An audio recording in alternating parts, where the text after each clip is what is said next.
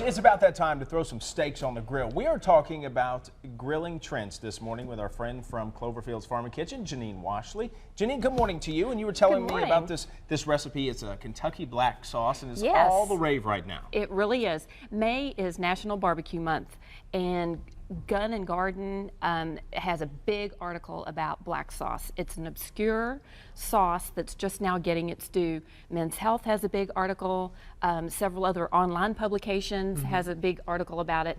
And I think that the reason that it is obscure is because Kentucky is not considered part of the American Southern barbecuing movement, so to speak, because Kentucky's barbecue is mutton-based.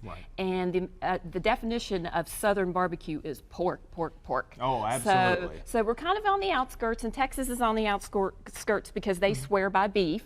So this sauce is good on pork, chicken, beef. I mean, it's good on everything, and I think that's why it's getting its due. All right, let's get started. So it's super easy to put together.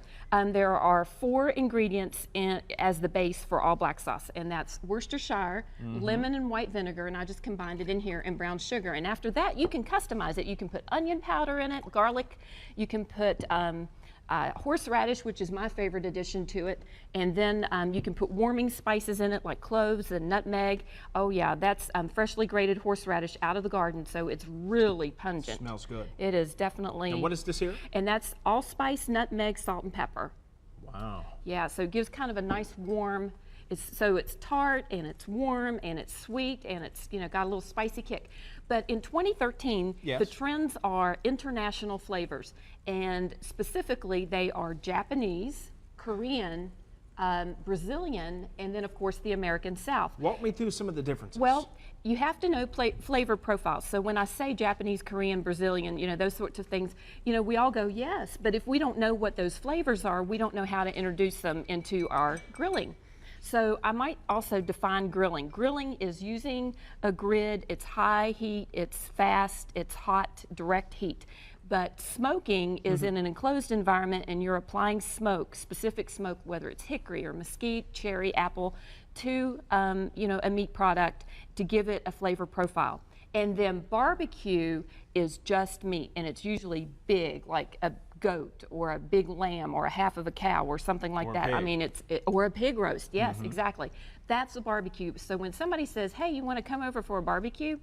By definition, it should be meat.